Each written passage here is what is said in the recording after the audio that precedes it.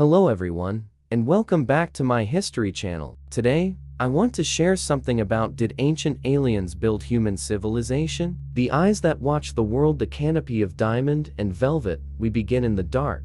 We begin not with machines of iron and fire, nor with the roar of engines tearing through the atmosphere. We begin with something much quieter, something much older. We begin with the human eye up. Transport yourself back to a time before the cities of the world were washed in the orange glow of streetlights. Go back to a time before the satellites wove their invisible webs across the heavens. Go back to the deep, crushing silence of the ancient night. In that forgotten age, the sky was not distant. It was heavy. It was a canopy of diamond and velvet that pressed down upon the shoulders of the earth.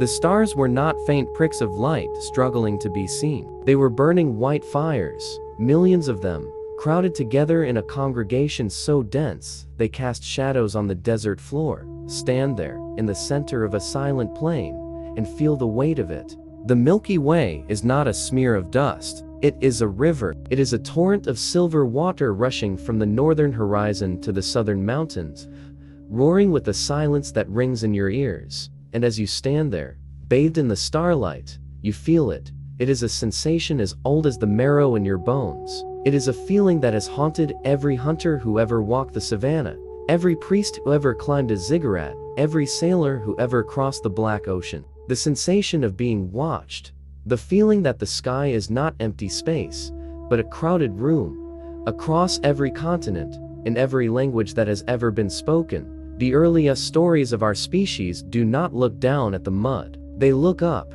They do not begin with the words, "We evolved." They do not speak of a slow climb from the dust. They begin with the words, "They descended." In the clay tablets of Babylon, buried beneath the sands of Iraq, the scribes wrote of the Annunaki, those who from heaven to earth came. In the verdant, tangled jungles of the Maya, the stone steles tell of the Kukulkan, the feathered serpent who spiraled down from the clouds to bring the calendar and the corn. In the high thin air of the Andes, the elders whisper of Virakaka, who walked across the foam of the sea. Why? Why does the human memory in every corner of the globe hold the same specific hallucination? Why do we all remember a golden age when the gods walked among us? Perhaps it is a trick of the mind, a collective dream born of our loneliness. Or perhaps, beneath the silence of the myth, there is an echo of a real event, an echo of a time when the firmament opened, and the teachers arrived. The cargo cult of humanity let us sit by the first fire. Visualize the first storyteller. He is an elder, his face mapped with the lines of many winters, his skin painted with ochre and ash. He points a withered finger toward the southern horizon. He is not pointing at random. He is pointing at the belt of Orion. He is pointing at Sirius, the dog star, burning blue and fierce. He is pointing at the Pleiades, the seven sisters huddled against the cold of space. That is where they live, he whispers. That is the home of the sky people. He tells the children of the tribe that we are not orphans. He tells them that we are star-born. He tells them that long ago, the silver ships descended on pillars of fire and smoke, and from them stepped beings of light who taught us how to stack stone upon stone. They taught us how to read the cycles of the moon. They taught us the law. They taught us agriculture. And then, just as suddenly as they arrived, they left. They returned to the stars, leaving behind a promise: we will return. And so, humanity waits. We are a species defined by our waiting. We are a cargo cult on a planetary scale. Consider the islanders of the Pacific in the 20th century. They saw planes drop cargo from the sky, bringing food and tools. When the plane stopped coming, the islanders built mock runways out of bamboo. They built straw radios. They mimicked the rituals of the visitors, hoping to summon them back. Are our pyramids the same? Are the great stone platforms of Baalbek, the soaring obelisks of Egypt, and the geometric lines of Nazca just our version of bamboo runways? Are we building landing pads for gods who have forgotten us? The emotional weight of this question is heavy. It speaks to a cosmic loneliness. We look at the ruins of the past, the stones cut with laser-like precision, the maps that show Antarctica without ice, the astronomical alignments that track the precession of the equinoxes, and we feel a disconnect. It feels as though we have forgotten something vital. It feels as though we are living in the ruins of a much greater house, scavenging through the debris of a civilization that was parented by the stars. The wind blows through the broken columns of the Parthenon. The sand drifts over the paws of the Sphinx. The jungle vines strangle the temples of Angkor Wat. And in the silence of these places, if you listen closely, you can hear the echo of the departure. You can feel the vacuum left behind. The vigil of the stars, the night deepens. The constellations wheel overhead, marking the passage of time with their slow, indifferent clockwork. The Dogon tribe in Mali sits in the dark, drawing diagrams in the dust of a star they cannot see. Sirius B, a white dwarf invisible to the naked eye. They say the Namo told them. They say the amphibious teachers from the water world brought the knowledge in an arc that spun like a top. The Hopi in Arizona sit in their kivas, speaking of the ant people who took them underground when the sky rained fire. The Vedic texts of India speak of Vimanas, flying palaces that hummed like bees and vanished from sight. These are not separate stories. They are chapters of the same book. It is a book written in the language of memory, faded by the sun and the rain, but still legible to those who are willing to read with the heart. We invite you now to lie back. Turn off the lights of your room. Let the artificial world dissolve. Imagine that the ceiling above you has vanished. The roof is gone. The walls have crumbled into dust. There is nothing between you and the infinite. You are lying on the cool grass of the ancient earth. The air smells of ozone and night-blooming jasmine. Look up. Feel the crushing weight of the Milky Way pressing down on your chest. See the thousand eyes of the night watching you. They are not judging you. They are simply witnessing. They are the silent sentinels who have watched the rise and fall of every empire, the birth and death of every king, the lighting of every fire. Perhaps we are not alone. Perhaps we never were. Perhaps the unease you feel when you look at the stars is not fear, but homesickness, a longing for a place you have never visited, but which your blood remembers. The silver ships may not return tonight. The sky may remain silent, but the connection remains. It is woven into your DNA. It is carved into the bedrock of the planet. You are a child of the earth, yes, but you are also a child of the echo. You are a traveler waiting for the signal. Your eyes close. Let the velvet darkness wrap around you like a cloak. The vigil is kept. The stars are watching. You are safe in the gaze of the universe. Drift away now, into the memory, into the silence, into the stars.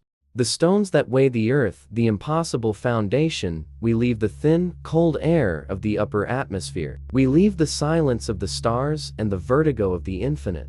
We return to the earth. We return to the ground, to the heavy, immovable, undeniable reality of the rock.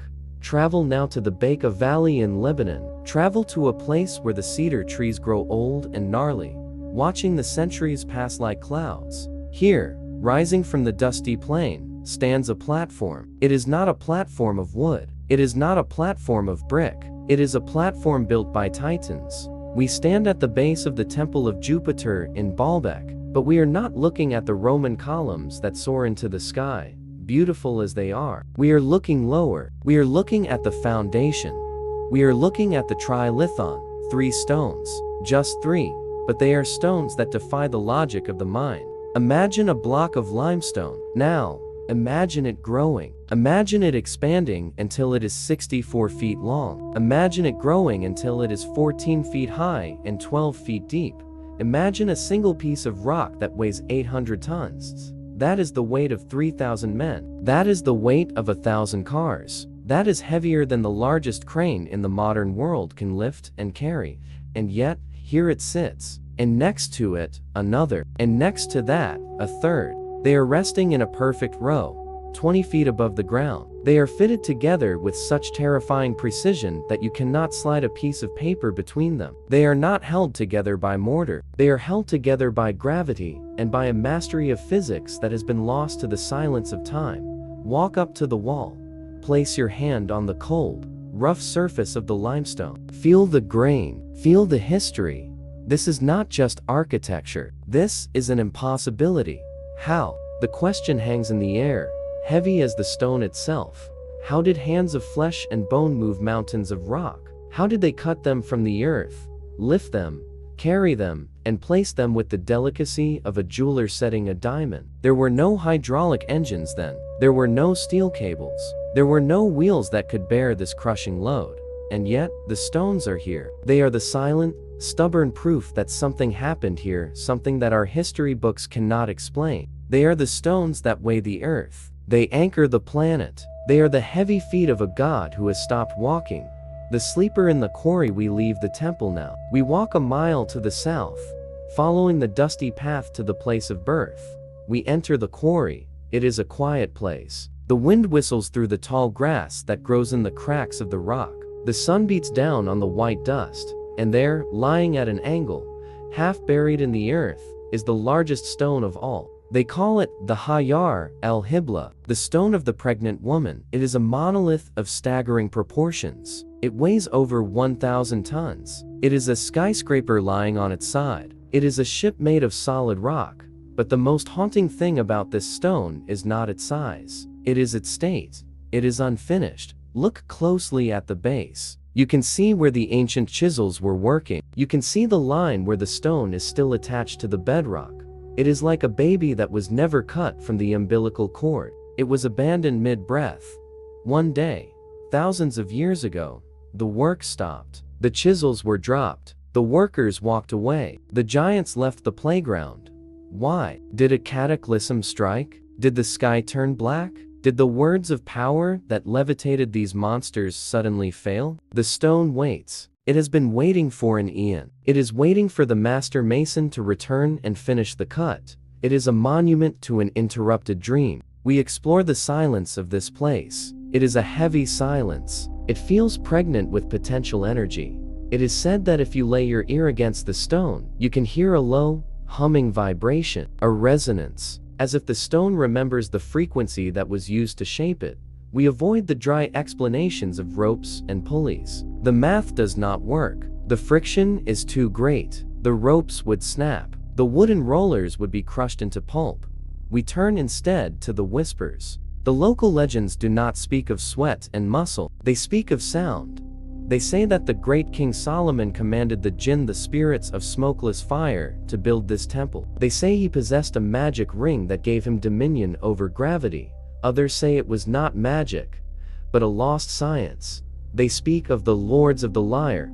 They speak of priests who knew the harmonic frequency of limestone. Imagine a choir of voices, chanting a specific tone. Imagine a drum beating a specific rhythm. Thrum, thrum, thrum. The sound waves hit the stone. The crystals inside the rock begin to vibrate. The density changes. The heavy world becomes light. The stone floats. It rises from the quarry floor like a cork rising in water. It drifts through the air, guided by the sound, weightless, silent, obedient. It settles into place on the wall. The chanting stops. The weight returns. Is this a fantasy? Or is it a memory of a technology we have forgotten? We know that opera singers can shatter glass with their voice. We know that sound can levitate droplets of water. Perhaps the ancients took this knowledge to a scale we can only dream of. Perhaps they didn't fight gravity. Perhaps they sang to it. The temple of the departed. The sun begins to set over the Baca Valley. The white limestone of the Trilithon turns a soft, bruised purple in the twilight. The shadows lengthen. The massive blocks seem to merge with the darkness, becoming part of the landscape itself. We stand before the wall one last time. We feel a sense of humility. We are small. We are ephemeral. We are creatures of soft flesh who live for a blink of an eye. But these stones are eternal. They have watched the empires rise and fall like tides. The Phoenicians came and worshipped Baal. The Romans came and worshipped Jupiter. The Christians came. The Muslims came. The tourists come. The stones do not care. They carry the weight of all of them, and they do not crack. They are silent witnesses to a forgotten science. They are the foundation of a house that is no longer inhabited. The gods who commissioned this temple, the ones who arrived in the silver ships, the ones who taught us to stack the mountains, they are gone.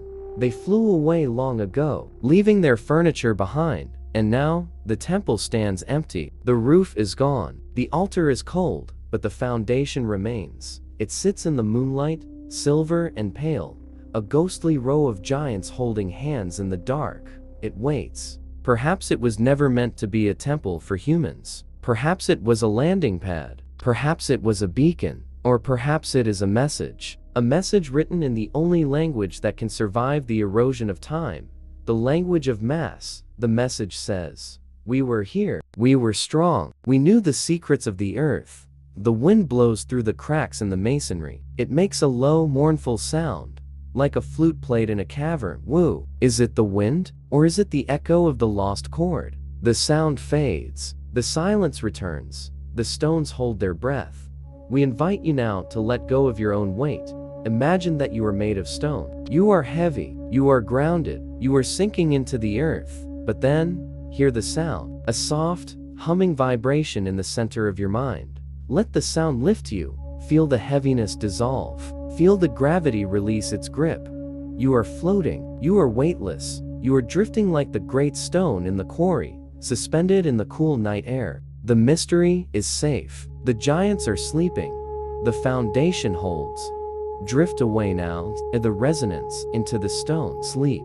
The kings who descended from heaven, the land between the rivers, the wind shifts. We leave the heavy, silent stones of Baalbek behind. We leave the high, cedar-scented air of the mountains. We drift east, carried by the currents of the ancient atmosphere. We drift toward the sunrise, toward the dust, toward the cradle. We arrive in the land between the rivers, Mesopotamia. Here, the Tigris and the Euphrates wind like silver serpents through the ochre plains of modern Iraq. Today, this land is scarred by the noise of the present. But close your eyes. Let the layers of history peel away like dry skin. Go back 6,000 years. Go back to the dawn of the world. We find ourselves in the kingdom of summer. The air here is hot and still. It smells of wet clay, drying reeds, and the heavy, sweet scent of dates fermenting in the sun. We are standing in the shadow of a ziggurat, a mountain built by human hands, rising step by step toward the firmament. It is painted in colors of the earth, white, black, and the deep, startling blue of lapis lazuli. At the base of the tower, a scribe is sitting. He holds a handful of wet river mud, shaped into a rectangular tablet. In his other hand, he holds a stylus cut from a reed. He presses the reed into the clay. Wedge, line, wedge. This is the birth of cuneiform. This is the moment humanity decided to remember. But what is he writing? He is not writing a grocery list. He is not writing a poem. He is writing a list of kings. And the list begins with a sentence that echoes down through the corridors of time. A sentence that changes everything we think we know about our past. After the kingship descended from heaven. The kingship was an Eridu, descended from heaven. It does not say the kingship was invented. It does not say it was earned. It says it arrived. It came down. We enter the mystery of the Annunaki. In the language of the scribe, the word means, those who from heaven to earth came. Strip away the modern noise. Strip away the conspiracy theories and the science fiction. Look at them through the eyes of the scribe. To him, they were not aliens in gray suits. They were the shining ones. They were the lords of the bright place. They were tall, regal, terrifyingly beautiful teachers who stepped out of the sky and walked into the mud of summer.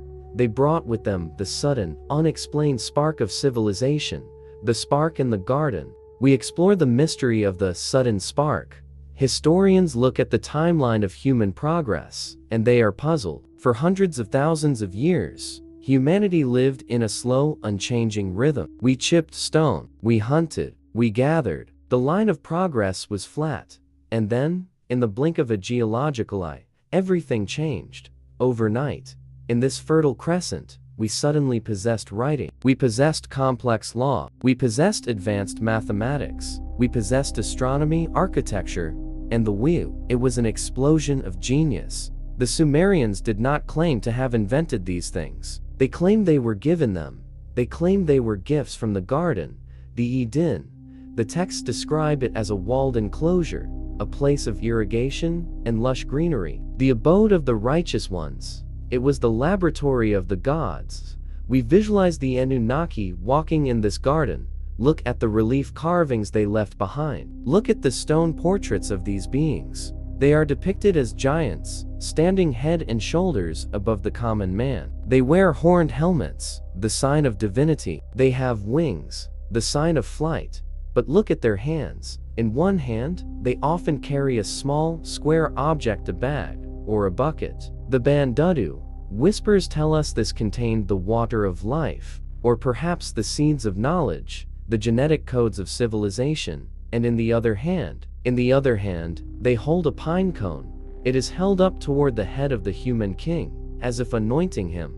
Why a pine cone? In the esoteric traditions, the pine cone is the symbol of the pineal gland, the third eye deep within the human brain. It is the seat of the soul. It is the antenna of consciousness. Perhaps the gift was not just technology. Perhaps the gift was consciousness itself. Perhaps the shining ones tweaked the wiring of the human mind, unlocking the potential for abstract thought, for art, for God consciousness. Was it evolution? Or was it a genetic upgrade? Look at the wrists of the gods, carved into the stone, thousands of years before the invention of the mechanical clock. The Annunaki are depicted wearing bracelets that look eerily like wristwatches. Are they timepieces? Or are they symbols of their mastery over the cycles of time? These beings lived on a different scale. We unroll the Sumerian king list again. We read the reigns of the first kings, the ones who ruled before the Great Flood. Alulim ruled for 28,800 years. Alangar ruled for 36,000 years. The numbers are staggering. They defy our understanding of biology. To the modern scholar, these are myths, but to the scribe pressing his reed into the clay, these were facts. These were the lifespans of those who had the blood of the stars in their veins. They were the immortals, and we were the servants, created to toil in the Eden, created to dig the irrigation ditches, created to serve the whims of the sky people. But something happened. The servant became the seeker. The hybrids lament the narrative shifts to the melancholy of the hybrid. We touch upon the oldest story ever written, the Epic of Gilgamesh. Gilgamesh was the king of Uruk. The texts say he was 2/3 divine and 1/3 human. He was a bridge between the two worlds. He had the strength of the Anunnaki, but he had the mortality of a man.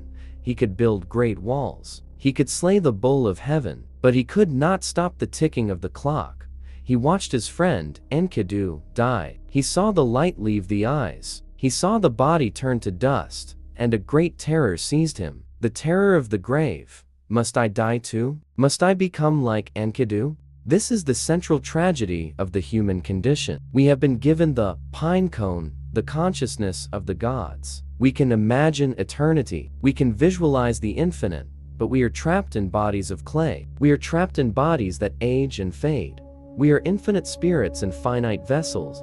Gilgamesh went on a journey to find the secret of eternal life. He sought out Utnapishtim, the survivor of the flood, the one man the gods had granted immortality. He dived to the bottom of the ocean to find the plant that restores youth. He held it in his hands, but in a moment of exhaustion, while he slept by a pool, a serpent stole it. The plant was lost. The immortality was lost. Gilgamesh returned to Uruk empty-handed. He looked at the walls he had built. He realized that his immortality would not be in his body, but in his legacy, in the bricks he laid, in the stories he left behind. This is the inheritance of the Shining Ones. They gave us the fire of the mind, but they left us to burn in it alone. The sun begins to set over the plains of Shinar. The ziggurat turns a deep, bruised purple against the darkening sky. The scribe finishes his tablet. The clay is beginning to harden. The history is set. He places the tablet in a jar. He buries the jar in the sand. He does not know that his city will fall. He does not know that the rivers will change course. He does not know that the wind will cover his temple in mounds of dust. He buries the message for us. For thousands of years, the voices of the Sumerians were silent. The Anunnaki became ghosts. The Eden became a fable, but the tablets waited. They waited in the dark, preserving the memory of the descent. And now, we have found them. We have brushed away the sand. We have deciphered the wedges, and we hear the echo. We hear the whisper of a time when the separation between heaven and earth was thin. The gods have gone to sleep. The silver ships have sailed into the vacuum of the night, but their blood is in us. Their spark is behind our eyes. We are the watchers of the time. We are the builders of the towers. We are the memory of the descent. Let the tablet fall from your hand. Let the stylus rest. The history is safe. The kings are sleeping in the dust. You can rest now. The clay is cool. The night is long. Sleep. The mirror of the Orion belt, the white mountains of reflection, the wind carries us west. We leave the clay cities of summer. We leave the buried tablets and the memory of the kings who ruled for thousands of years. We cross the vast, shifting ocean of the Arabian sands. We drift toward the setting sun. We drift toward the Nile. We arrive at the Giza plateau, but we do not see it as it is today. We do not see the crumbling, stepped ruins stripped of their skin, surrounded by the noise of the sprawling city. We see it as it was in the dream time. We stand before the trinity of stone. 3 mountains rise from the desert floor, but they are not rough and brown like the surrounding bedrock. They are white. They are blindingly, painfully white. They are encased in Torah limestone, polished to a mirror finish, fitted together with such seamless perfection that they look like single, solid crystals grown from the earth. Under the midday sun, they glow like second suns, reflecting the light with such intensity that they can be seen from the mountains of Israel to the delta of the sea. They are the Ikhet, the glorious light. But it is not the day we are interested in. It is the night. The sun dips below the horizon. The blinding white fades to a soft, lunar gray. The heat of the day evaporates into the cool desert air. The silence descends. It is a geometric silence, a silence of angles and math. We float above the plateau. We look down at the arrangement of these 3 monuments, Khufu, Khafre, Menkaure, 2 giants standing diagonally, and a third, smaller one, offset slightly to the left. To the uninitiated eye, it looks random, but to the eye of the watcher, it is a code. Look up. Look up at the southern sky. Look at the belt of the hunter. Look at Orion, Alnatak, Alnilam, Mintaka, 3 stars. 2 bright giants standing diagonally, and a third, dimmer one, offset slightly to the left. The pattern on the ground is identical to the pattern in the sky. The Great Pyramids are not merely tombs for dead kings. They are a mirror. They are a terrestrial map of the celestial kingdom. The ancients believed in the law of correspondence, as above, so below. They believed that by recreating the heavens on the earth, they could draw down the power of the stars. They could anchor the energy of the cosmos to the soil of Egypt. And the Nile, the great, winding river that flows beside the pyramids. It is the reflection of the Milky Way. The river of souls in the sky has a twin on the ground.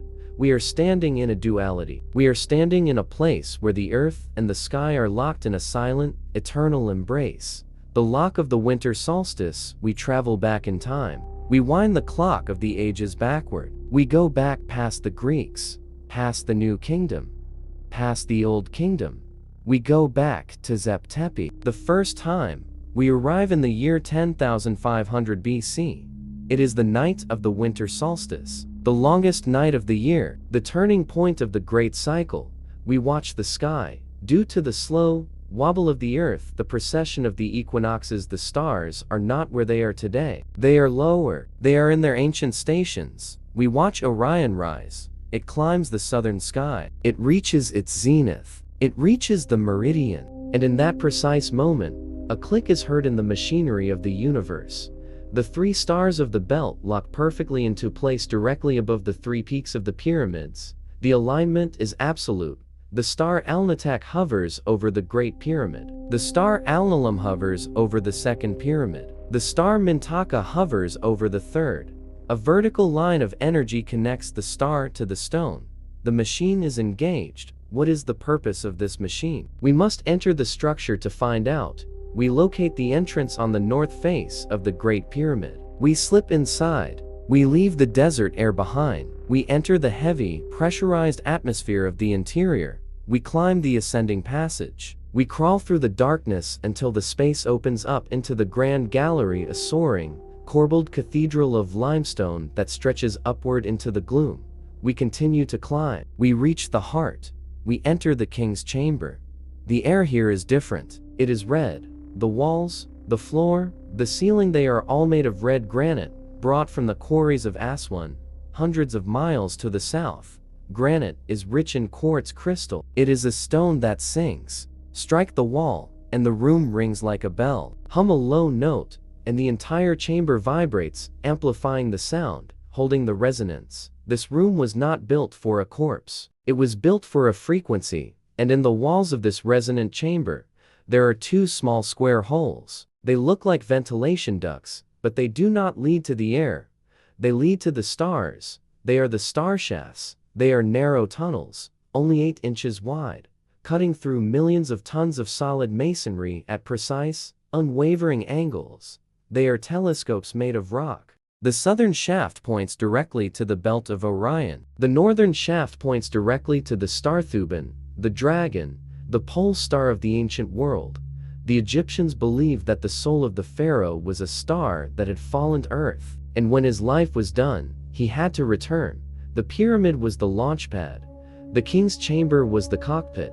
The sarcophagus was the capsule, and the star shaft was the barrel of the gun that would shoot the soul back into the veins of the galaxy. We visualized the ritual. The body lies in the granite box. The priests chant the words of power in the grand gallery. The sound rises. The granite vibrates. The frequency builds, and then the soul detaches. It flies up the narrow shaft. It bypasses the stone. It travels on the beam of starlight. It returns to Orion. It returns to the source. The legacy of the flood. We float back out of the shaft. We return to the cool night air of the plateau. We look at these mountains of stone, and a quiet question forms in the silence.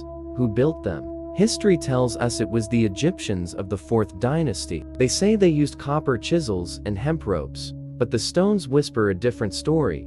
There are no inscriptions inside the Great Pyramid, no hieroglyphs praising Khufu, no murals of the afterlife, just bare, perfect, silent stone.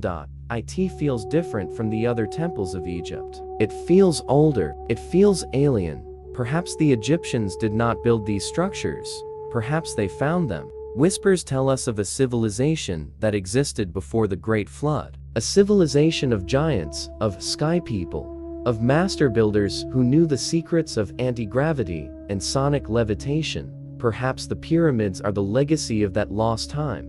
They stand like markers on the edge of the desert, surviving the cataclysm that wiped their builders from the face of the earth. The Egyptians found them standing in the sands, ancient even then. They cleared away the debris. They repaired the casing stones. They built their own temples around them, worshipping the mounds of creation that had been left behind by the gods. They claimed them, just as we claim the ruins we find. But the pyramids do not belong to Egypt. They belong to the earth. They belong to the sky. The night is deep now. The winter solstice has passed. The stars have moved on in their great cycle. The alignment is broken. Due to the slow wobble of the earth, Orion no longer sits directly above the stones. The key no longer fits the lock. The machine has been turned off. It sits there in the darkness, dormant.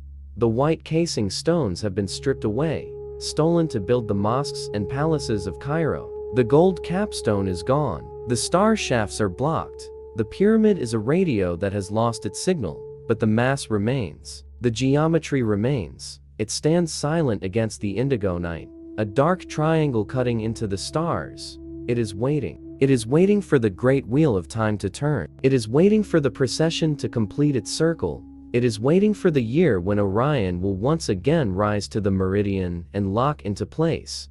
It is waiting for the starlight to hit the specific frequency that wakes the stone. Until then, it sleeps. It holds the memory of the first time in its cold, limestone heart. We are just the tourists passing through its shadow. We are the fleeting visitors wondering at its size. But the pyramid knows the truth. It is a mirror, and a mirror waits for the face to return. We invite you now to lie in the shadow of the great stone. Feel the stability of the foundation. Feel the silence of the desert night. Look up at the stars. Find the 3 pearls of Orion's belt. Draw a line from the sky to the earth. You are part of the alignment. You are the link between the stone and the star. The machine is quiet. The danger is past. You are safe in the valley of the kings. Drift away now, into the geometry, into the reflection, sleep. The chariots of fire and Mercury the hum in the Lotus Valley. The wind carries us further east. We leave the dry, geometric silence of the pyramids. We leave the dusty plains of summer. We cross the jagged peaks of the Hindu Kush, where the snow never melts, and we descend into a new atmosphere.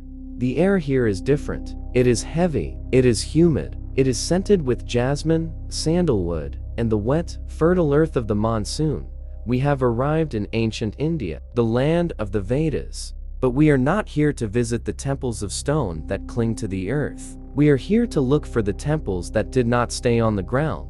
Listen, can you hear it? Beneath the sound of the river Ganges flowing to the sea, beneath the chanting of the priests in the morning mist, there is a low, vibrating hum.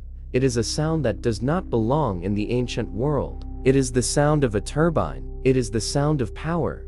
We unroll the ancient scrolls, the Mahabharata, the Ramayana, the Samarangana Sutradhara. To the modern historian, these are epic poems, flights of fantasy written by poets who had too much time and too much imagination. They read them as myths, but tonight, let us read them as manuals. Let us read the Sanskrit verses not as metaphors, but as technical observations. The texts speak of Vimanas. The word means measuring out or traversing.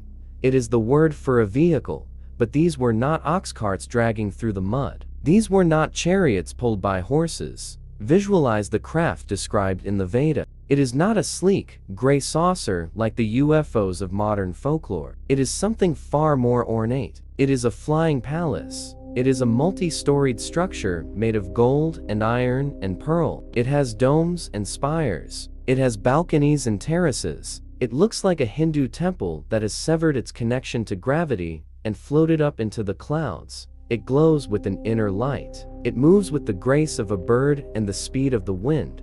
Imagine standing in a rice paddy 4,000 years ago. You look up, the clouds part, and there, hovering silently against the azure sky, is a golden mountain. It is hanging in the air, defying the laws of nature, casting a shadow over the valley. It is beautiful, and it is terrifying. It is the chariot of the gods. The heart of liquid metal. How did they fly? The texts are surprisingly specific. They do not say magic. They do not say miracle. They give us a blueprint. They speak of the solar ray.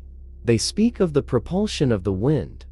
But most mysteriously, they speak of Mercury rasa. Deep in the belly of the Vimana, in the center of the craft, there was an engine room. And in the center of that room sat the iron engine.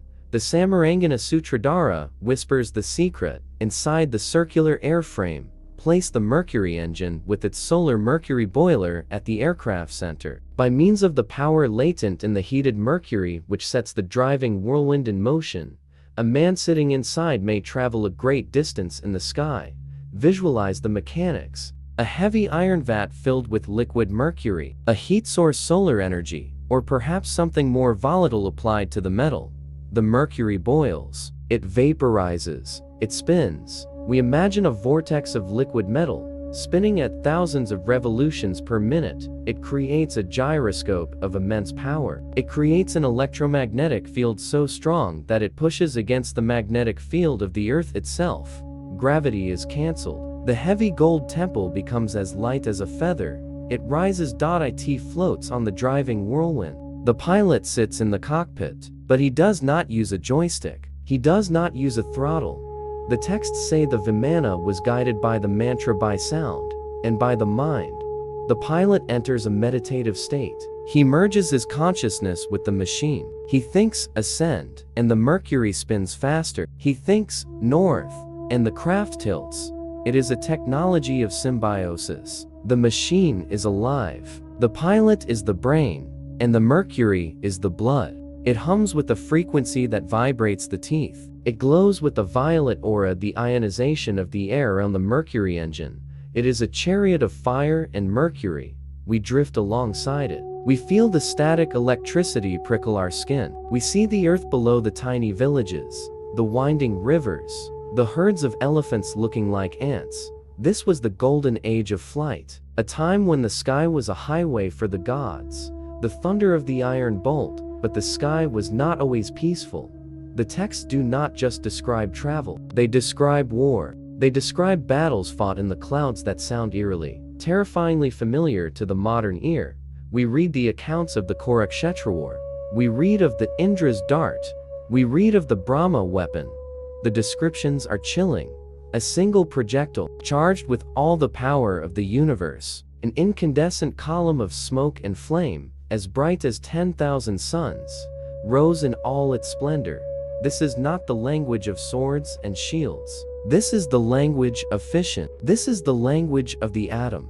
Visualize the scene. The Vimanas circle each other in the high atmosphere. They are like angry wasps made of gold. They fire arrows of light that wither the trees and boil the rivers.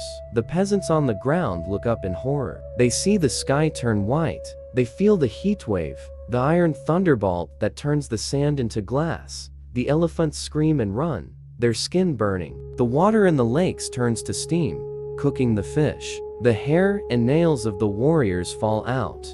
The ancient poets struggled to describe what they were seeing. They used the only words they had. They called it lightning. They called it magic. But we, looking back through the lens of the atomic age, see something else. We see a memory of a technology that got out of control. We see a civilization that destroyed itself with its own power. The war ended. The Vimanas fell from the sky, crashing into the oceans, burying their Mercury engines in the silt. The golden age collapsed into the dark age. The knowledge was lost. The manuals became myths. The technical terms became religious chants. But the scars remain. The ghost city of glass we descend now. We land in the dust of the Indus Valley, in modern-day Pakistan. We walk through the ruins of Mohenjo-Daro, the mound of the dead. It is a city that feels wrong. It was a metropolis of order and grid lines, with plumbing and brick houses. And then, in a single instant, it died. Walk through the streets. The archaeologists found skeletons lying in the road, holding hands. They were not struck by swords. They were not trampled by horses. They were struck by something sudden, something instant. And look at the stones. In the center of the city, there is an epicenter. The bricks are fused together. The pottery is melted. We find tektites, black glass nodules. These are formed only when sand is subjected to intense heat and pressure, the kind of heat you find in a volcano, or a meteor strike, or a nuclear blast. The walls are vitrified. They have been turned to glass. The shadows of the people are burned into the stone. The silence here is heavy. It is a radioactive silence. It is the silence of a ghost city left behind by the chariots that flew too close to the sun. The gods left. The machines rusted. The mercury evaporated, and humanity was left in the ashes, forced to start over, forced to relearn how to make a fire with sticks, while the memory of the flying palaces faded into the realm of bedtime stories. We invite you now to stand in that silence. Feel the cool night air of the Indus Valley. The heat of the blast has long since dissipated. The radiation has faded to a background whisper. Look up at the moon. Think of the Mercury vortex spinning in the dark. Think of the hum of the engine. Perhaps the machines are still there, buried deep beneath the ice of the Himalayas, or sleeping under the sands of the desert, waiting for the mantra to be spoken again. Or perhaps it is better that they sleep. Perhaps some fire is too hot for human hands to hold. The night is calm now. The sky is empty. The clouds drift by, carrying nothing but rain. You are safe on the ground. The earth is solid beneath you. The thunder has passed. The silence has returned. Rest now. In the quiet of the aftermath. In the shadow of the forgotten age. Sleep. The runway of the silent gods, the canvas of the red earth. We leave the humid jungles of India. We leave the vitrified ruins of the lost cities. We cross the great, heaving expanse of the Pacific Ocean, where the waves roll in silence for thousands of miles. We arrive at the edge of a continent. We climb the spine of the Andes, and then we descend onto the high, arid plateau of southern Peru, the Nazca Desert. It is one of the driest places on Earth. It is a place where the rain has forgotten to fall. For 10,000 years, the wind has been the only architect here. The ground is covered in a carpet of iron oxide pebbles, small, dark stones that have been burned red by the relentless sun. They stretch out to the horizon. A rusty, desolate ocean of gravel, But beneath this red skin, the earth is white. It is a layer of pale, gypsum-rich soil, bright as bone, waiting to be revealed. We assume the perspective of the condor. We lift off from the ground. We circle higher and higher into the thin, cold air. We leave the perspective of the human, who sees only rocks and dust. We enter the perspective of the gods. And from this height, the desert changes. It is not empty. It is a canvas. Etched into the skin of the planet are drawings of impossible scale. There is a hummingbird, its beak stretching for hundreds of feet, its wings frozen in mid-beat. There is a monkey with a spiraling tail, a geometric whirlpool of white lines. There is a spider. There is a heron. They are perfect. Their proportions are mathematical. Their lines are straight as a laser beam. But here is the mystery that haunts the wind. The people who drew them never saw them. They stood on the ground, moving stones one by one, clearing the red to reveal the white. They worked in the dust, under the burning sun, following a blueprint they could only imagine in their minds. They never rose into the air to see the finished work. They never saw the hummingbird take flight.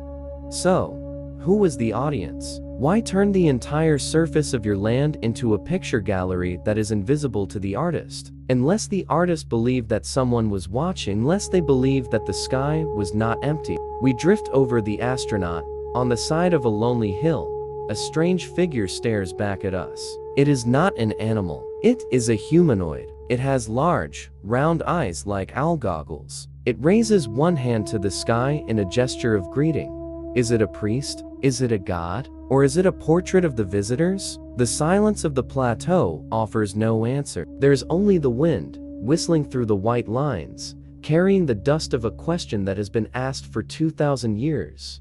The beacons of the cloud people. We fly further. We leave the animals behind. Now, the lines change. They are no longer curves and spirals. They are straight. They are geometric. They are sharp.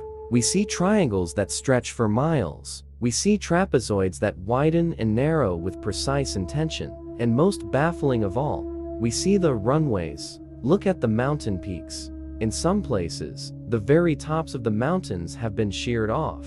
Millions of tons of rock and earth have been removed, flattening the peak into a perfect, level tabletop. It looks like a landing strip. It looks like a place prepared for the arrival of something massive. We trace the lines. They run straight over hills, through valleys, never deviating. They point to the horizon. They point to the water sources. They point to the stars. The archaeologists tell us these were ritual pathways. They say the Nazca people walked these lines in solemn processions, praying for water, praying for rain, and perhaps they did. But whispers tell us a different story.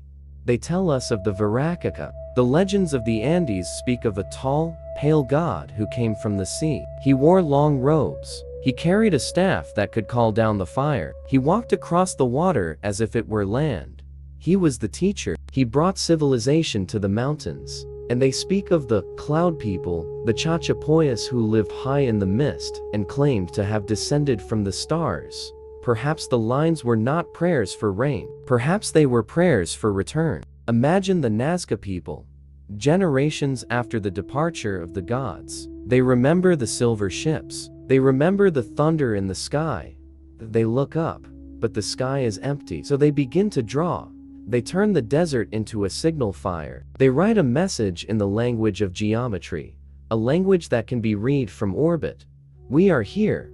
We remember. Come back. They draw the hummingbird to show they understand flight. They draw the spiral to show they understand the cycles of time. They clear the runways to show they are ready. It is a spiritual longing so deep it moved the earth. It is a technological cargo cult. They spent centuries moving the red stones, scraping the earth raw, shouting into the void with their hands. We visualize the night on the plateau. The sun sets. The red earth turns purple. The white lines glow in the moonlight, silver veins pulsing in the dark. The tribe gathers at the edge of the runway. They light fires. They wait. They watch the stars will overhead. They watch for a light that moves against the grain. They watch for the descent. But the night remains silent. The wind blows. The meteors fall, but they burn up before they touch the ground. The runway remains empty. The letter to the stars. The centuries pass. The civilization fades. The Nazca people disappear into the mist of history. Their names are forgotten. Their language is lost. The cities of adobe crumble back into the mud, but the lines remain. Because it never rains here, the etching is eternal. The white gypsum hardens in the morning dew, locking the drawing in place. The desert has preserved the letter. We drift low over the plateau now. The wind is the only traveler on these roads. It picks up a few grains of red sand and scatters them across the white line, trying to erase the work of the ancients. But the line is too deep. The message is too strong. We feel the melancholy of this place. It is the melancholy of an unread letter. It is the sadness of a phone that rings in an empty room. We wonder, did they see it? Did the sky people, wherever they are, down as they pass the earth? Did they see the little monkey drawn in the sand? Did they see the runway cleared for their arrival? Or is the universe truly silent? Perhaps the lines were never meant to be seen by aliens. Perhaps they were meant to be seen by the gods of the mountain, or the spirits of the water, or perhaps they were meant for us. Perhaps they knew in some deep, ancestral way, that one day, their descendants would learn to fly. That one day, we would build our own silver birds and rise into the air, and we would look down, and we would see that we were not the first to dream of the sky. The wind erases a single footprint left by a tourist on the edge of the desert. The modern world is fleeting. Our footprints disappear in a day, but the hummingbird remains. The spaceman remains. They stare up at the Milky Way, unblinking, patient, eternal. They are the silent witnesses to a conversation that was one-sided. We invite you now to float above the lines. Let your spirit lift off from the heavy ground. Ascend into the cool, thin air of the Andes. Look down at the pattern of your own life. See the lines you have drawn, the paths you have walked, the signals you have sent out into the dark. You are part of this longing. You are part of the species that looks up. We are all waiting for the return. We are all clearing the stones to reveal the light beneath. The desert is quiet now. The heat has gone. The white lines glow faintly in the starlight. A map to a destination we have forgotten. The runway is open. The night is clear. You can land now. Drift down into the silence of the plateau, into the memory of the earth. Sleep. The whisper of the invisible star, the cliffs of silence. The wind shifts again. It leaves the high, thin air of the Andes. It leaves the geometric lines etched into the Peruvian dust. It travels east, across the churning gray Atlantic, back to the ancient continent. It finds the dry, red heart of Africa. We travel to Mali, to the Bandiagara escarpment. Here, the earth rises up in a massive wave of sandstone, a cliff face that stretches for 100 miles, cutting the sky in two. Clinging to the side of this cliff, like swallows' nests made of mud and straw, are the villages of the Dogon. It is a place of extreme isolation. The heat is relentless. The dust is everywhere. It is a landscape of stone and thorn, where water is a sacred and rare ghost. But it is here, in this desolate silence, that we find the deepest secret of the stars. We move away from the village. We climb the narrow, winding path up the cliff face. We come to a small cave, hidden in the shadows of the rock. This is the home of the Hogan. He is the spiritual leader of the tribe. He is an old man, his skin weathered like the sandstone itself. He lives alone. He does not wash with water. He is licked clean by the sacred snake of the ancestors. He sits in the cool darkness of the earth, far from the eyes of the world. He is holding a stick. He is drawing in the dust of the cave floor. He is not drawing a map of the valley. He is not drawing a herd of cattle. He is drawing the cosmos. He draws a circle, and then, he draws a smaller circle orbiting it. He points to the bright star in the southern sky, the one we call Sirius. The Dogon call it Sigui Tolo. It is the eye of the world. But then, he points to the empty space beside it. To the naked eye, there is nothing there, just the black velvet of the void. But the Hogan knows better. There, he whispers. That is Po Tolo, the seed star, the star of the deep beginning. He describes it. He says it is white. He says it is tiny. He says it travels around the bright star in an ellipse that takes 50 years to complete. And he says something else. He says it is the heaviest thing in the universe. He says that a single grain of its dust is heavier than all the grains of sand on Earth. To the modern astronomer, this description is terrifyingly accurate. He is describing a white dwarf, a collapsed star of immense density, invisible to the human eye. Western science did not see this star until 1862. We did not photograph it until 1970, but the Dogon has known it for centuries. The Dogon have held the orbit in their minds for generations. How? How does a man in a cave, without a lens of glass, without a computer, without a telescope, weigh the invisible heart of a dead star? The arc of fire and water, the Dogon erases the drawing with the sweep of his hand. The dust settles. He begins to tell the story of the transmission. He speaks of the time before, the time of the descent. He speaks of the Namo. The word means the masters of the water, or the monitors. They did not come from the earth. They came from the system of the star. We visualize the legend. The sky opened. A great silence fell over the cliff. And then, an ark appeared. It was not a bird. It was not a cloud. It was a vessel of spinning fire and water.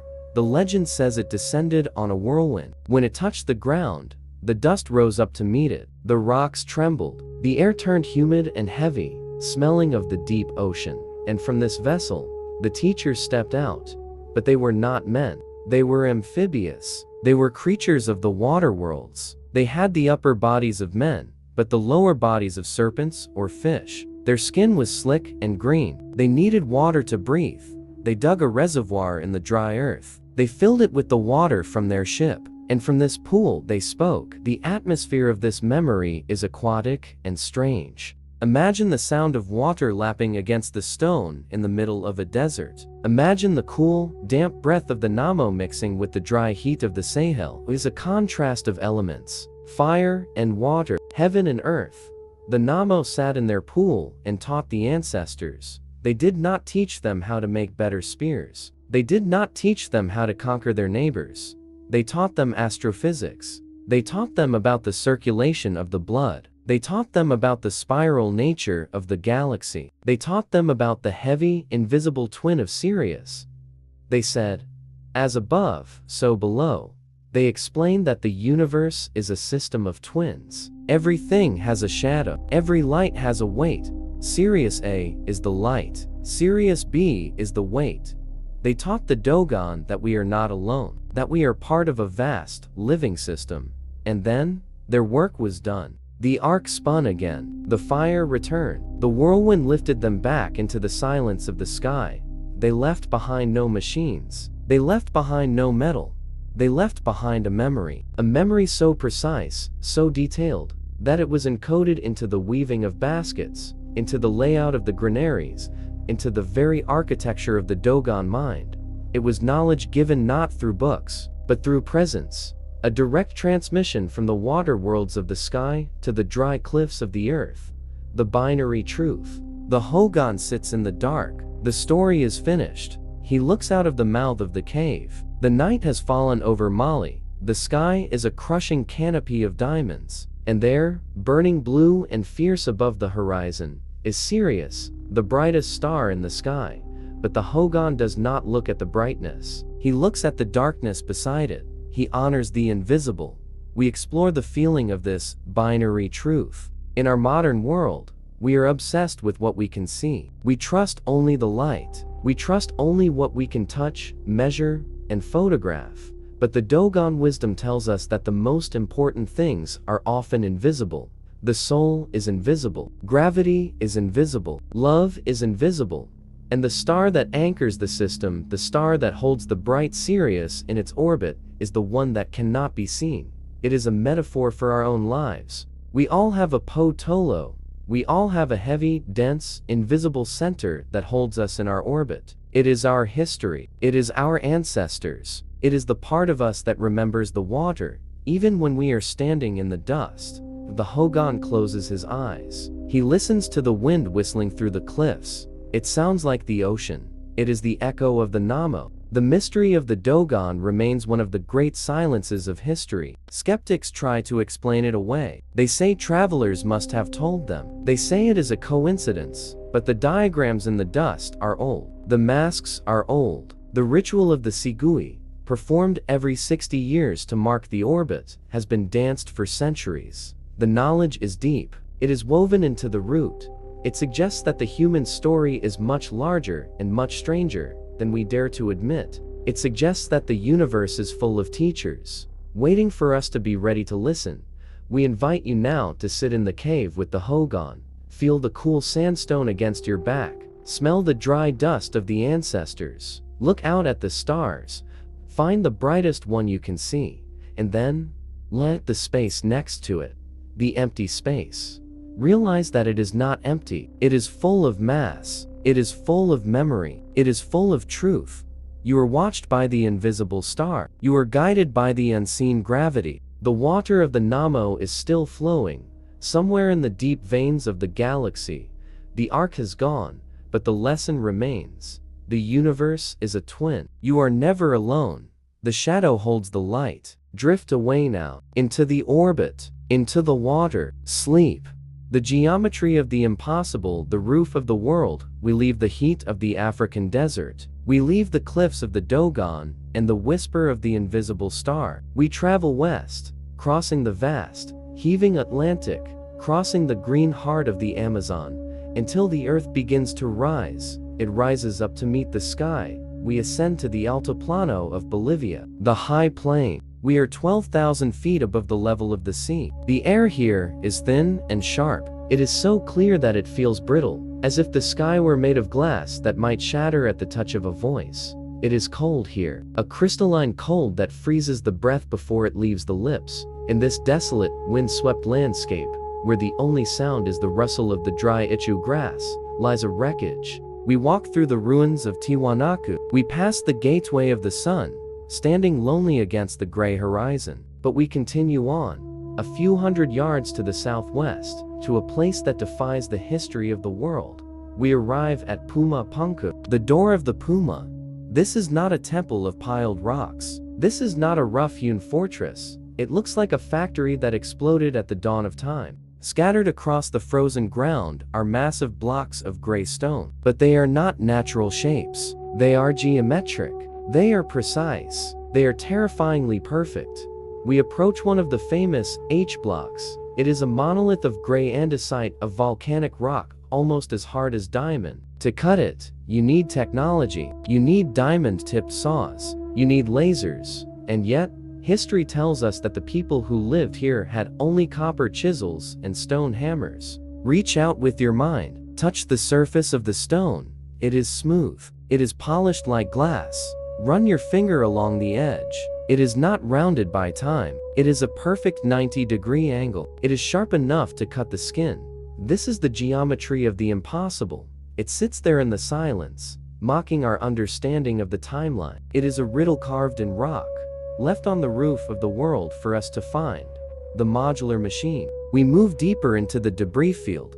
The mystery deepens with every step. These stones were not just cut. They were engineered. Look at the H blocks. They are identical.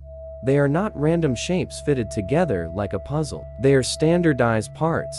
They look like prefabricated modules, mass-produced in some ancient industrial complex, and then scattered by a cataclysm. We explore the concept of interlocking. The stones have complex channels carved into them. They have dovetail joints. They have recesses for metal clamps made of arsenic bronze that have long since been looted or corroded away.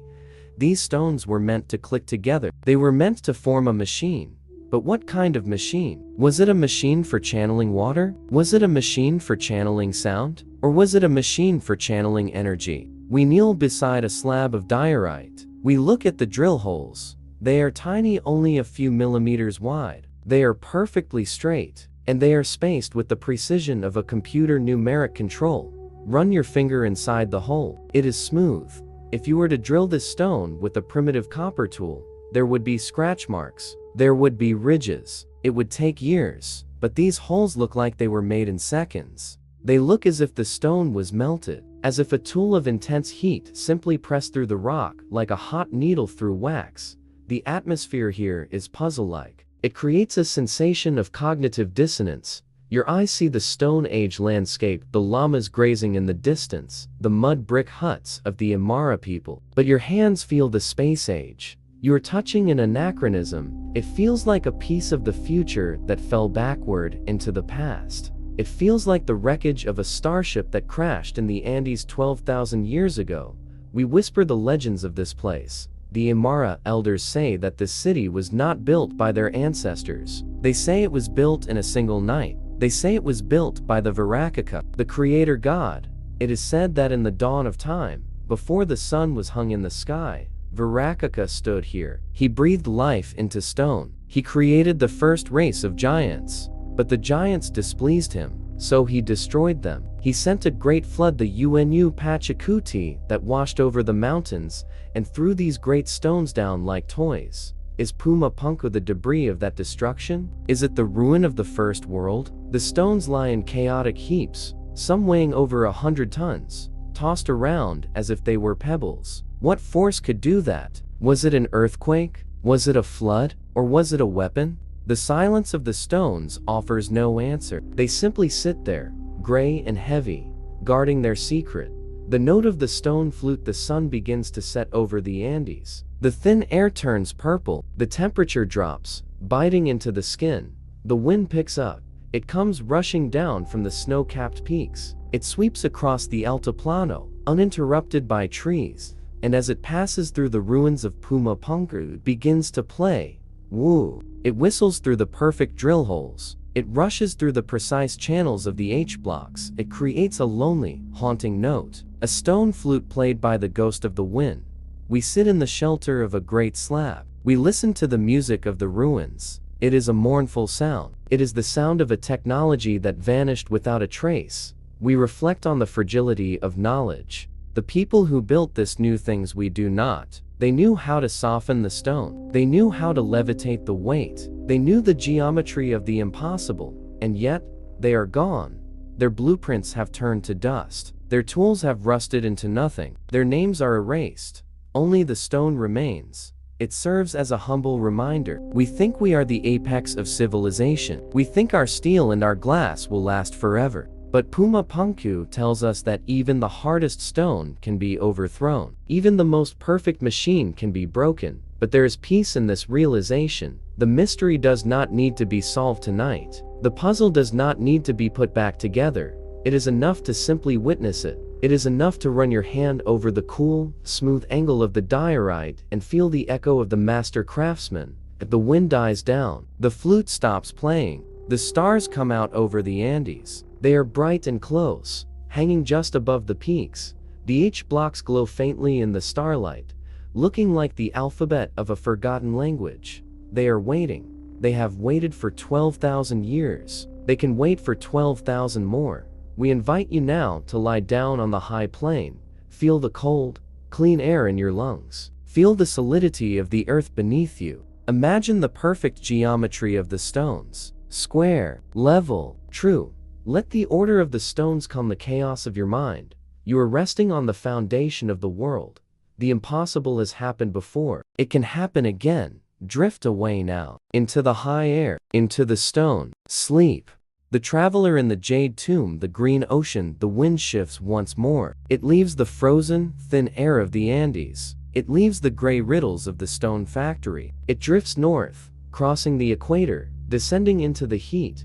We arrive in the emerald heart of Chiapas, Mexico. The jungle here is not just a forest. It is an ocean of green. It is a breathing, tangled living thing that swallows light and sound. The air is thick with humidity, smelling of crushed orchids, wet moss, and the decay of 1,000 years of falling leaves. Rising from this green sea, white and majestic, are the bones of Palenque, the city of the jaguar sun, Lumha. We walk past the palace with its square tower. We walk past the temples that loom like ghosts in the mist. We stop at the foot of the Temple of Inscriptions.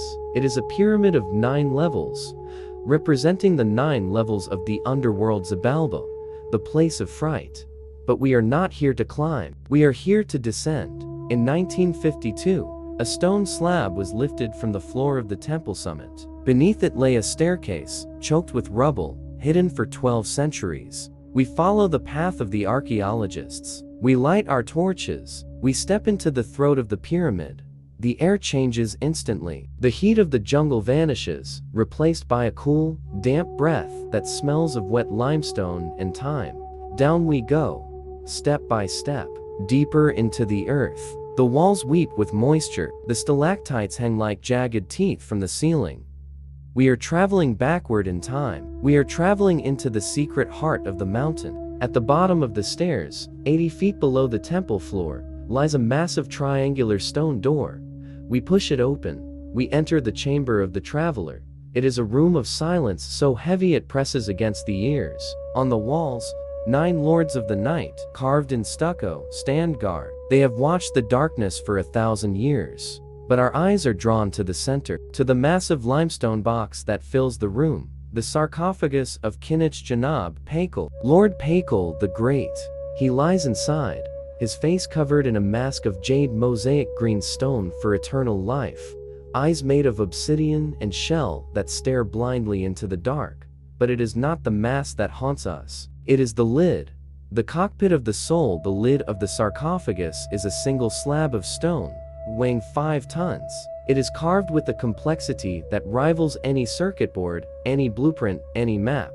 We shine our light across the relief. We trace the lines with our eyes. What do we see? The archaeologists tell us it is a metaphor. They say it depicts the king falling down the world tree, descending into the jaws of the underworld to be reborn as the maze god. And perhaps they are right. But look closer. Look with the eyes of the 21st century. Look with the eyes of a species that has learned to fly. The king is not standing. He is not walking. He is sitting. He is reclining at a 45-degree angle. Knees drawn up, back resting against a support. It is the posture of an astronaut in a command module. His hands are active. They are not folded in prayer. They are manipulating controls. His fingers are poised over knobs and levers. His feet are resting on pedals. And look at his nose. He is not breathing the air of the tomb. A device is attached to his bridge, a tube that runs backward, suggesting a breathing apparatus, a supply of oxygen for a journey where the air is thin. And behind him, behind the traveler, at the base of the intricate machinery, there are flames, jagged, roaring tongues of fire and smoke blasting downward. Is this the fire of the underworld? Or is it the fire of ignition? Is he falling into the jaws of a monster? Or is he blasting off? We trace the world tree that rises above him. It looks mechanical. It looks like a fuselage. It has pipes, vents, and geometric structures that suggest a technology we have forgotten. The Maya were obsessed with time. They were obsessed with the stars. They charted the movements of Venus with an accuracy that rivals our modern computers. They knew the cycles of the Milky Way, the Sac-Bet, the white road of the sky. They believed that the ancestors came from the stars, and to the stars they would return. Is it so impossible to believe that their art reflected a memory of a sky vessel, a memory of a chariot of fire? Perhaps Pacal was not merely a king of the jungle. Perhaps he was a pilot. He sits there, carved in stone, frozen in the eternal second before liftoff. The countdown has reached 0. The engines are roaring. The vibration is shaking the temple. He is looking up. He is looking past the stone lid, past the pyramid, past the jungle canopy. He is looking at the rift in the Milky Way, the dark rift, the womb of the galaxy. He is going home. The jade silence, the torchlight flickers on the carving. The shadows dance, making the machinery seem to turn, making the flames seem to flicker. For a moment, in the humid silence of the tomb, the hallucination is complete. We do not see a dead king. We see a traveler in a cockpit. We see a vessel prepared for the longest journey of all. We feel the anachronism again, the sensation of seeing the future buried in the deep past. We wonder about the palanquin of the gods described in the Mayan texts. We wonder about the serpent of war that descended from the sky to accept offerings. Was the Maya civilization, with its obsession with calendars and cycles, a culture of waiting? Were they counting down the days until the return? Lord Pacal ruled for 68 years. He built a city of white stone and red paint. He recorded the history of his people. But in the end, He returned to the box. He lay down in the red-painted interior of the sarcophagus, his skin dusted with cinnabar. He put on the jade mask. He accepted the jade beads in his mouth to pay for the passage, and the great stone lid was slid into place. Thud. The seal was set. The oxygen tube was cut. The controls were locked. The heavy door at the top of the stairs was filled with rubble. The temple was closed. The jungle moved in. The trees grew over the white stone. The monkeys howled in the plaza. The jaguar prowled the steps. And for 1200 years, the traveler waited in the dark. He waited in his stone ship, suspended in the amber of time. Did he reach the stars? Did his soul navigate the white road and find the place of origin? Or is he still falling? The mystery of Palenque is not just in the carving. It is in the silence. It is the silence of a question that hangs in the humid air. What did they know that we have forgotten? We back away from the sarcophagus now. We leave the king to his rest. We climb the 80 feet of stairs, struggling for breath, rising from the underworld back to the world of the living. We emerge onto the temple platform. The night has fallen over the jungle. The air is alive with the sound of insects, a wall of sound that vibrates the chest. The sky is clear. We look up. We see the Milky Way arching over the ruins, a river of diamond dust. We see the dark rift, the black canal where the Maya believed the souls entered the afterlife. It looks like a door.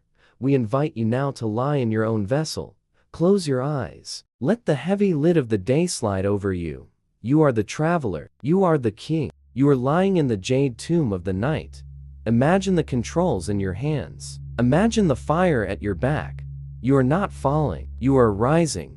The stone is heavy, but your spirit is light. The countdown is over. The silence is yours. Go to the stars. Drift away now. Into the jade. Into the flight. Sleep.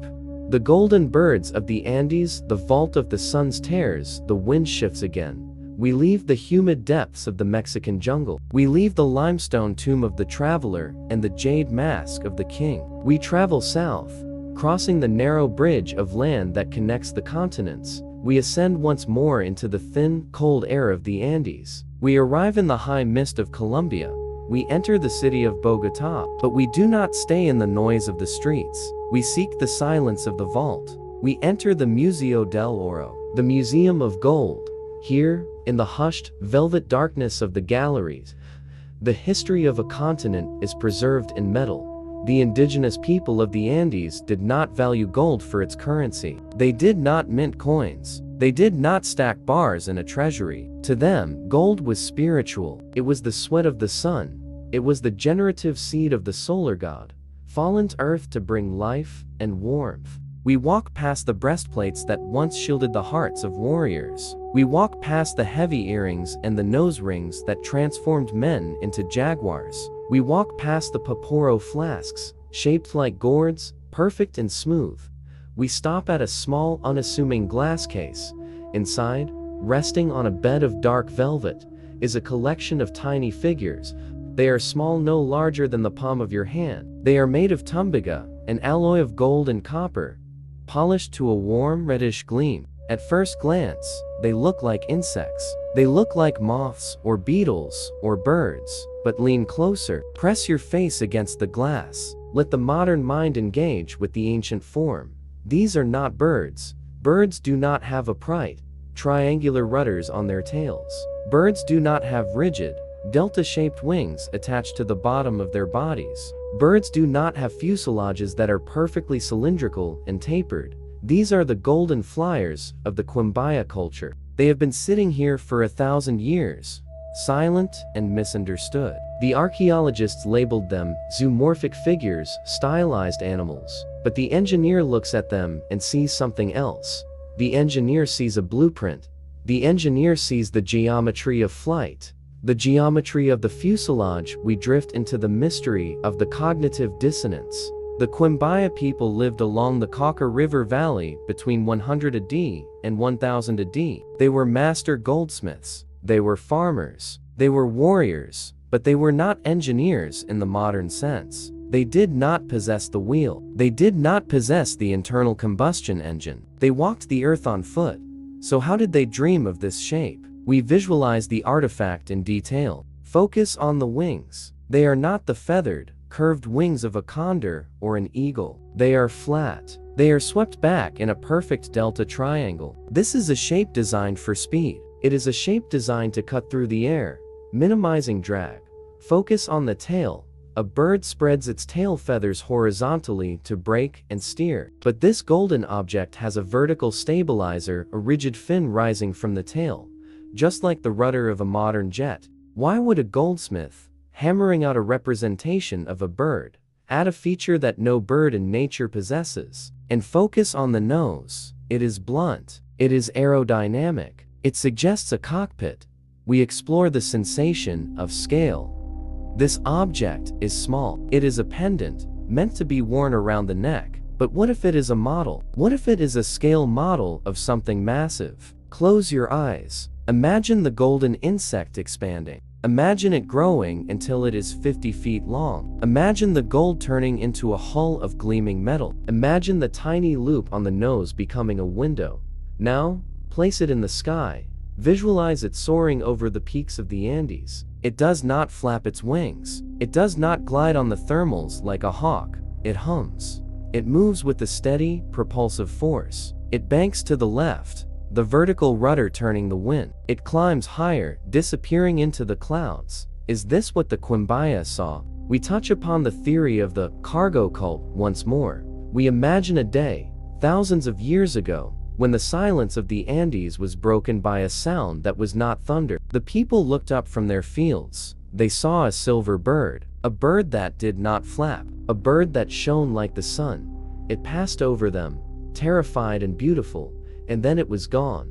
The memory of that sighting burned itself into the collective consciousness of the tribe. The shaman went to the goldsmith. He said, "Make me the shape of the god that flies." And the goldsmith, working with his molten metal, tried his best. He tried to capture the shape of the fuselage. He tried to capture the rigid wings. He tried to capture the vertical tail. He made it out of gold, because only gold was worthy of the sky.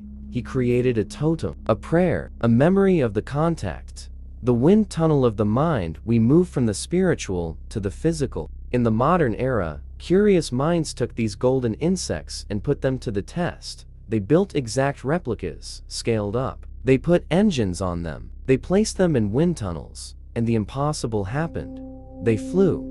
The aerodynamics were sound. The center of gravity was correct. The delta wings provided lift. The vertical stabilizer provided direction. It was not a fantasy shape. It was a functional shape. The air flowed over the gold, just as it flows over the aluminum of a fighter jet. The physics of the atmosphere recognized the design. How? How does a culture that has never seen a machine understand the principles of aeronautics? Perhaps it was intuition. Perhaps the Quimbaya artist was simply dreaming, and in his dream, he stumbled upon the perfect math of flight. Or perhaps he was copying a model that was sitting right in front of him. We explore the sadness of the lost technology. The Quimbaya civilization vanished. The Spanish arrived, hungry for the gold, melting down tons of these artifacts into ingots, destroying the library of the past to mint the coins of the future. How many flyers were lost? How many fleets of golden ships were cast into the furnace? We are left with only a handful, survivors of the conquest. They sit in the museum, silent and small. We look at the golden flyer one last time. It rests on the black velvet, illuminated by a single spotlight. It looks eager. It looks like it is waiting for the glass to shatter. It looks like it is waiting for the wind. It is a frozen memory of flight. It is a testament to the human desire to ascend. Whether they saw aliens, or whether they simply dreamed of escaping the heavy pull of the earth, the intent is the same. We want to fly. We want to leave the ground and join the sun. The museum is closing now. The lights are dimming. The shadows stretch across the gallery floor. The golden birds are left alone in the dark. But in the silence of the vault, if you listen closely, you might hear a faint vibration, not the ticking of a clock, but the hum of an engine. The memory of the sky is trapped in the metal. The gold remembers the altitude. We invite you now to become the pilot. Shrink yourself down. Enter the golden fuselage. The cockpit is warm. The metal hums against your skin. You are safe inside the artifact. Feel the lift. Feel the delta wings catch the updraft of the dream. You are rising above the museum. You are rising above the city. You are rising above the mountains. The world below is small and silent. You are flying into the past. You are flying into the mystery. There is no gravity here. There is only the gold, and the wind, and the sky. Drift away now. Into the clouds. Into the gold. Sleep. The great departure of the sky people. The day the wind changed the story of the earth is a story of cycles. The sun rises and the sun sets. The tide comes in and the tide goes out. The flower blooms and the flower fades. And so it was with the golden age. For thousands of years, the connection between the earth and the sky was open. The ladder was down. The gates were unlocked. The shining ones walked in the gardens of the Fertile Crescent. The Vimanas hummed over the peaks of the Himalayas. The stone giants of Baalbek were lifted into place. But every summer must end. Every visitor must eventually go home. We reached the final chapter of the ancient memory. The chapter of the departure. It did not happen in a single day. It was not a sudden slamming of a door. It was a gradual withdrawal, like the retreating of the sea before a tsunami, or the slow fading of the light in a winter afternoon.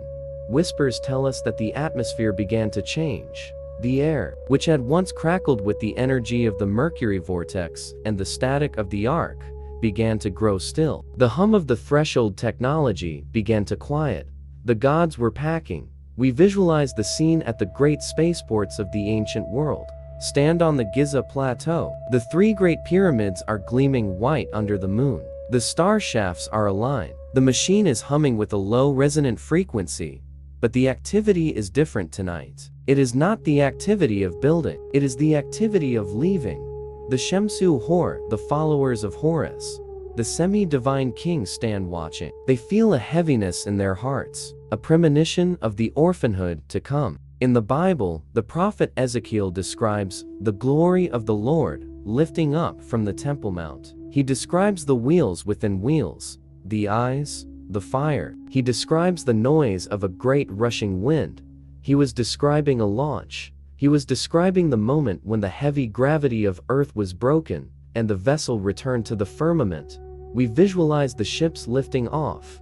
They do not rise with the violent, explosive roar of modern rockets. They rise with the grace of a bubble rising in water. They glow with an ionization of violet and gold. They hover for a moment above the stone platforms of Baalbek, casting a final shadow over the quarry where the pregnant stone still sleeps. And then, they ascend.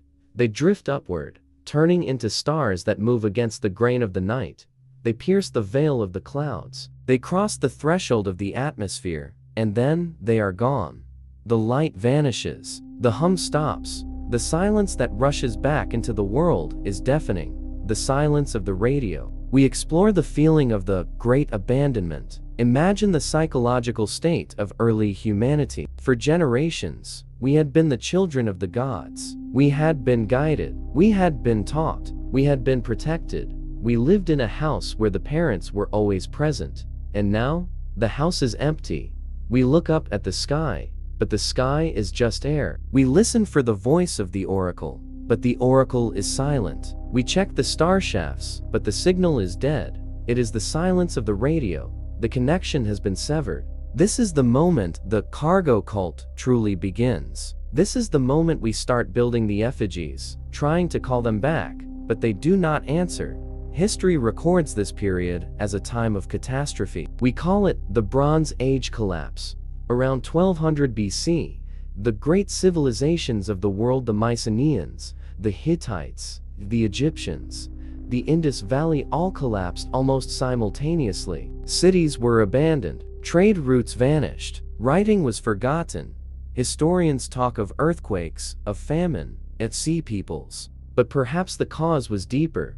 Perhaps the power source was unplugged. Imagine a civilization that relied on the technology of the sky people, even if just for guidance, for calendar keeping, for agricultural wisdom. And suddenly, the tech support is gone.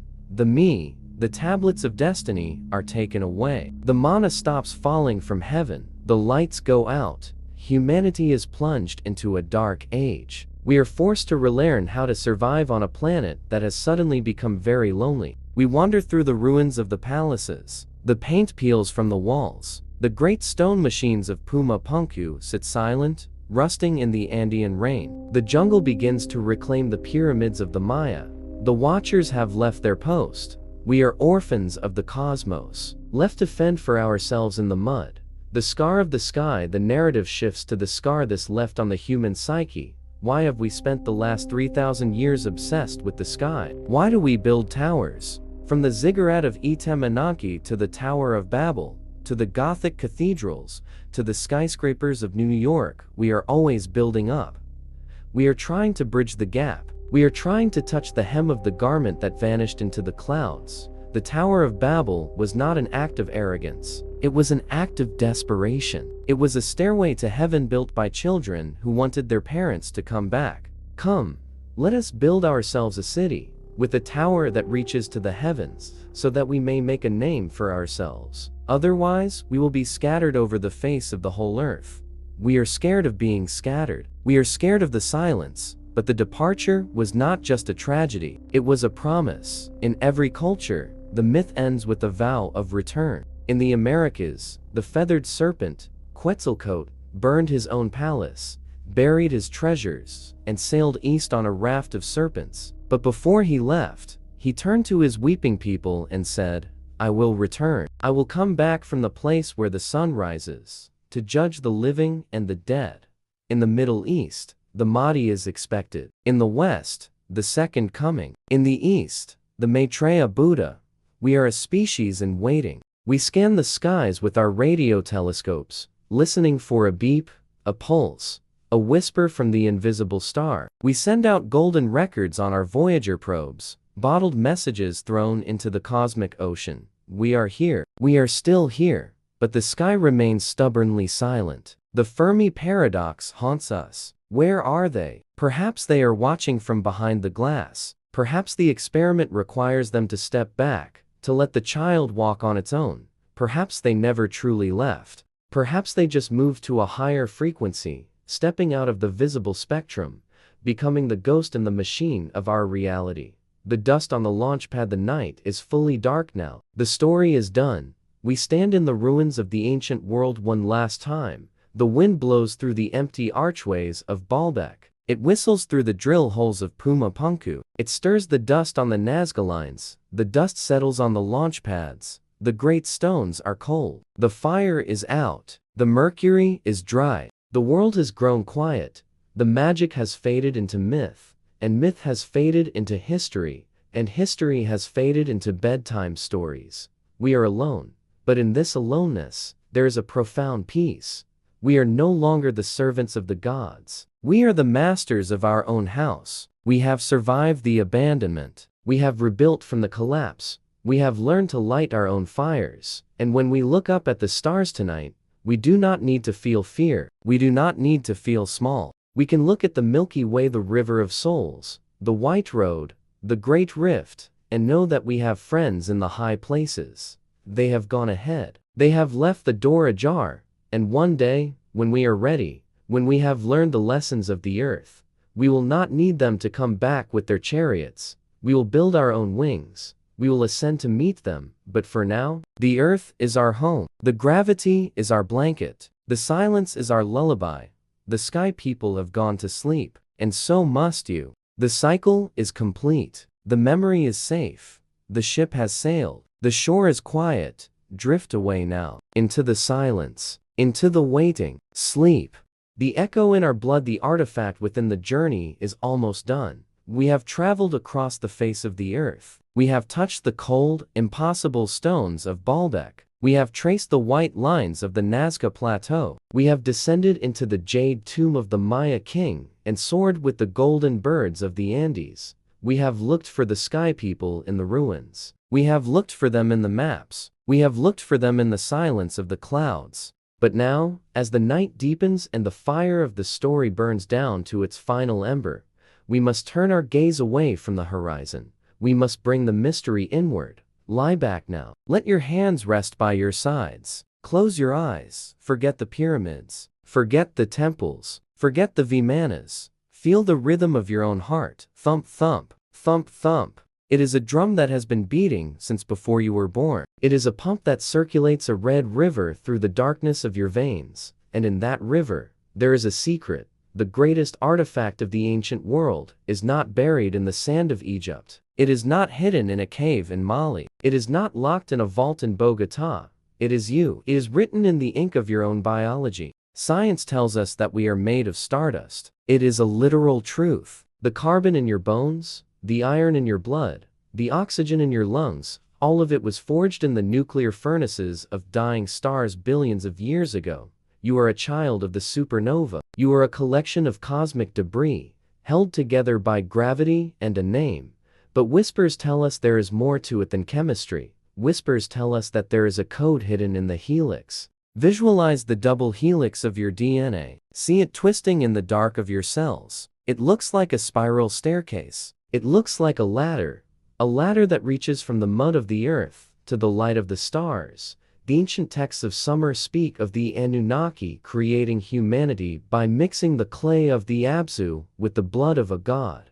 The Bible speaks of the Elohim forming man from the dust and breathing the breath of life into his nostrils. What if these are not just metaphors? What if they are memories of a genetic intervention? What if the sudden spark that gave us language, art, mathematics, and the ability to dream was not a random accident of evolution, but a gift? A seed planted in the soil of the primate, designed to bloom into something that could look back at the stars and recognize its home. The homing instinct. We explore the mystery of the yearning. Ask yourself, why do you look up? Why does the human species possess an unquenchable desire to leave the ground? Why do we build towers? Why do we build rockets? We are the only species on this planet that dreams of leaving it. The dolphin is happy in the ocean. The lion is content on the savanna. The bird is satisfied with the wind. But we are restless. We look at the red dot of Mars and we feel a pull. We look at the moon and we want to walk on it. We look at the vast, cold vacuum of the void and we say, I want to go there. It is dangerous. It is cold. It is hostile to our biology. And yet, we go. Perhaps this is not exploration. Perhaps it is a homing instinct. Think of the salmon fighting the current to return to the spawning ground. Think of the swallow navigating thousands of miles to find its nest. They are driven by a force they cannot name, a compass written in their blood. Maybe we are the same. Maybe we are trying to get back to the place of origin. We are the hybrids. We are the bridge between the earth and the sky. Our bodies belong to the planet. We are made of water and grain and gravity. We are heavy. We die. We return to the dust.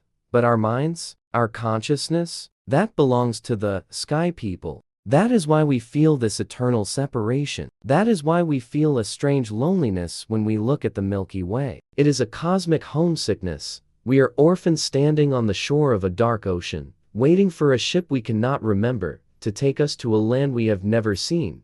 But tonight, in the safety of your bed, you can stop waiting, because the ship is not coming for you. The ship is you. The synthesis of the starseed. The synthesis is complete. We weave the threads of the journey together into a single blanket of wonder. The stones of Baalbek were heavy, but your soul is light. The maps of the ancient sea kings were detailed, but your intuition is deeper. The gold of the Andes was bright, but your awareness is brighter. The silence of the desert was vast, but the silence inside you is infinite. We do not need to find the missing link in the fossil record. The missing link is the part of you that is listening to this voice. The part of you that dreams. We explore the theory of the starseed. It is the idea that the earth is a garden, and we are the flowers that were planted here by gardeners from the stars. They did not abandon us. A gardener does not abandon the rose when he walks back into the house. He watches it through the window. He waits for it to bloom. Perhaps the silence of the gods is necessary. Perhaps they stepped back so that we could grow. If they had stayed, we would have remained children forever, sitting at their feet, waiting to be fed. But by leaving, they forced us to stand up. They forced us to look at the stars and figure out the math. They forced us to build our own wings. They left us the clues, the pyramids, the geoglyphs, the myths like breadcrumbs in the forest, but the ultimate clue was the spark they left in our blood. The echo. Can you hear it? It is the sound of the wind whistling through the drill holes of Puma Punku. It is the hum of the Mercury engine in the Vimana. It is the breath of the shaman in the cave. It is the quiet voice that says, "You are more than this. You are infinite." The traveler at rest the night is fully here now. The world has turned away from the sun. The shadow of the earth covers your room. The great departure has happened. The sky is empty. The silence is deep. But you are not alone. You are held by two great forces. Feel the gravity of the earth. It pulls gently on your limbs. It holds you to the mattress. It tells you that you are safe, that you are grounded, that you belong to the soil. But feel the pull of the stars. It pulls gently on your spirit. It lifts the weight from your chest. It tells you that you are vast, that you are free, that you belong to the light. You are the meeting point of these two loves. You are the vessel where the earth meets the sky. The ancient ritual is finished. The candle has been blown out. The smoke rises, carrying your prayers to the ceiling of the universe. You do not need to search anymore. You do not need to wonder where they went. They are in your eyes. They are in your hands. They are in your dreams. The cycle is closing. The traveler is weary. The long flight is over. The engine is powering down. Let the control slip from your fingers. Let the map fall from your hand. You are home. The universe is vast and silent and dark, and it is cradling you. Drift away now. Into the helix. Into the echo. Into the stars. Sleep.